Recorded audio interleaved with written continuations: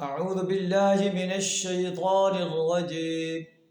بسم الله الرحمن الرحيم إن الله لا يغفر أن يشرك به ويغفر ما دون ذلك لمن يشاء ومن يشرك بالله فقد افترى إثما عظيما صدق اللہ العظیم۔ سورہ النساء آیت نمبر 48 آپ کے سامنے تلاوت کی ہے،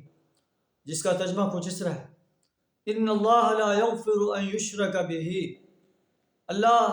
اس شخص کو نہیں بخشے گا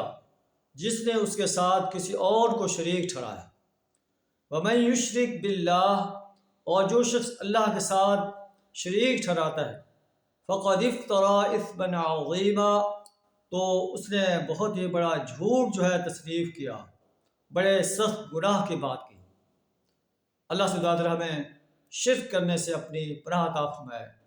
اپنی ہی پرستش، اپنی ہی بندگی، اپنی ہی غلامی، اپنی ہی اطاعت کو تسلیم کرنے کی توفیق عطا فرمائے، اپنی ہی حاکمیت کو تسلیم کرنے کی توفیق عطا فرمائے، اور اپنی حاکمیت کو قائم کرنے کے لیے اور باطل نظاموں کو مٹانے کے لیے اپنا مال، جان، وقت اور صلاحیت کھپا دینے کی توفیق عطا فرمائے۔ وآخر دعوانا الحمد للہ رب العالمین۔